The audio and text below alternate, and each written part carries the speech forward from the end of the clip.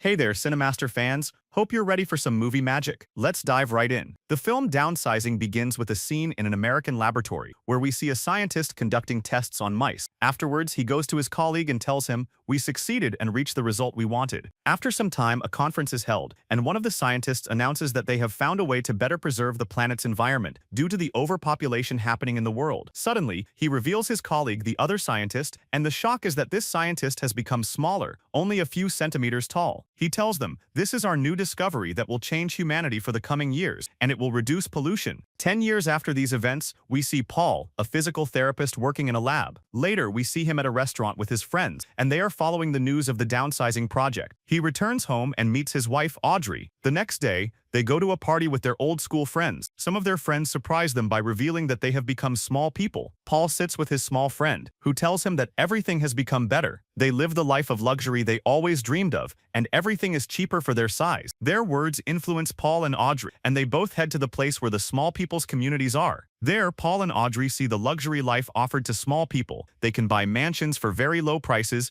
eat more, produce less waste, and are provided with protection and special benefits. All this convinces Paul and Audrey of the idea. They meet with an employee who tells them that if they sell all their belongings and collect their savings, they will get one of the most luxurious mansions in the city for small people. Paul and Audrey are convinced and start selling all their things. At night, they throw a farewell party because they won't be able to come back after being downsized. During the party, Audrey's father comes and tells her not to go, as he is not convinced by the idea, but he came for her sake. The next day, they go to the city, and the employee begins to ask them if they are fully and mentally ready for the downsizing process, because it is impossible to return to normal size afterwards. Audrey starts to show signs of hesitation and stress, but Paul does it to make her happy and to get rid of their accumulated expenses and debts. Then we see them waiting for their turn for the procedure. When they are called, the employee tells them they will be separated during the process and will meet again after 5 hours. Paul says goodbye and goes. Paul is then prepared for the procedure. They shave his hair and eyebrows,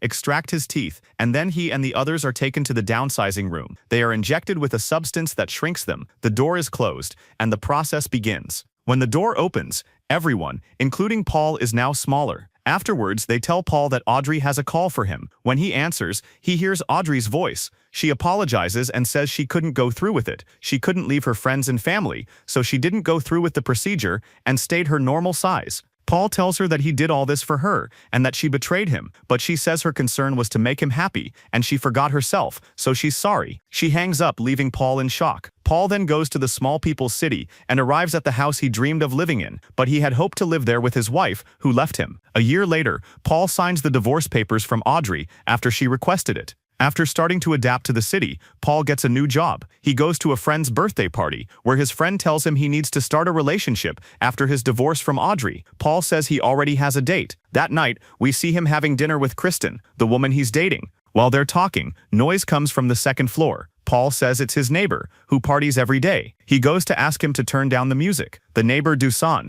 comes down, and Paul sees a real flower at its normal size and asks where he got it, but Paul ignores the question. Kristen leaves, and it's clear her relationship with Paul isn't good. Paul takes the flower and goes up to Doosan's apartment, where everyone is gathered and the party is full of people. He starts looking around, and in an attempt to find meaning, a woman offers him a pill, which is clearly a drug. Paul starts hallucinating and partying wildly until he loses consciousness. The next morning, he wakes up and sees one of the cleaning workers walking strangely. Paul gets up and starts talking to her, but keeps focusing on her odd walk. He follows her and catches her stealing medicine from Doosan's house. She says she isn't stealing, she has a sick friend, and Doosan allowed her to take what she needs. She leaves, and he tells her he noticed she has a prosthetic leg, which affects her walk and causes her pain. He noticed this due to his profession. He starts helping her, and she asks him to help her sick friend, since he has medical experience. She insists he comes with her, and he eventually goes. On the way, he realizes they're leaving the small city through a tunnel into the outside world. They meet her Vietnamese friend, who asked him to help her on how to live in this place, which is for adults, but they have turned it into a residential complex for the poor class of small people, and then she showed him her medications, and he chooses some medicines for her. She says her friend's husband died, and she got worse, eventually developing cancer. She asks him to come another day to fix her prosthetic leg. He does, and when he returns, she tells him her friend has died, and nothing could have been done. He tells her not to worry, and he starts fixing her leg. He asks if she misses her village, and she says there is no village. It disappeared, and a dam was built in its place. That's why she and her sister protested, and as a result she was arrested and downsized as punishment. He accidentally breaks her leg, and Paul ends up working in her place. She doesn't receive her new prosthetic leg, and after that, Paul starts helping her with her work and sees her as she takes food from the rich and distributes it to the poor. With his help, Paul discovers the human side inside this girl, whose name is Nugok. So they go to Duson's house to clean it. There, Duson sees Paul in this state, so he asked his help and tells him to get rid of her. They told Nugok that Paul is going to go with us to Norway because we have work there and we need his help. Nugok says, I always used to deliver messages from Jorgen, and he asks me to come to Norway because he feels guilty about what happened to me. We learn that Jorgen is the famous scientist who discovered the shrinking process at the beginning of the film. She tells them, I want to go with you to Norway, and indeed Duson, his friend Paul, and Nugok set off on a journey to Norway. While they are at sea, they meet Jorgen and his wife, who is named Anne. Jorgen tells them that the world will end because of methane emissions at the South Pole and human life will end, and it's possible that they are the last remaining humans. After that, they arrive at the colony of small-sized people in Norway, which was among regular humans without any wall or cover. There, Jorgen introduces them to some of the villagers. A woman from the village takes them and shows them the basement. Paul asks her why it exists, and she tells him, we built it in case something urgent happens that we can't face. We will hide inside this basement starting tomorrow and stay there until things return to normal outside. We might stay there for hundreds of years until things get better. The villagers gather, including Paul, Dusan, and Nugok. Jorgen announces that they will hide in the basement and asks them to prepare. After that, Nugok comes to Paul and says, we're ready to go back to our country, and I miss my friends there. He tells her that they are all going to die anyway, and asks her to hide with the rest of the people in the basement. But she refuses and says, I could never leave the people I love and go into this hole. She asks Dusan and his friend to convince Paul. The next day, we see Paul enjoying his time with the villagers on their last day before entering the basement.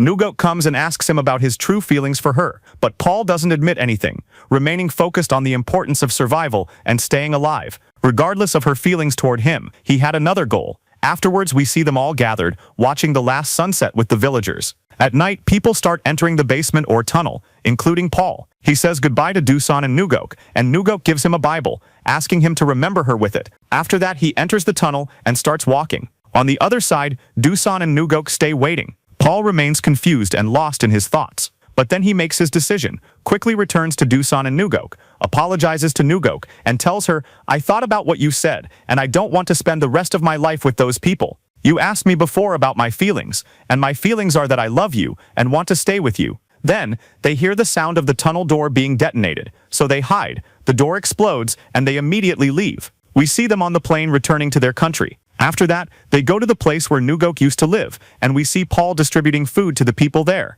watching them attentively. Paul was affected by Nugok and her humanity, and it turned him into a different person. If you liked the video, subscribe to the channel and activate the notification button so you never miss an updates. See you in the next video.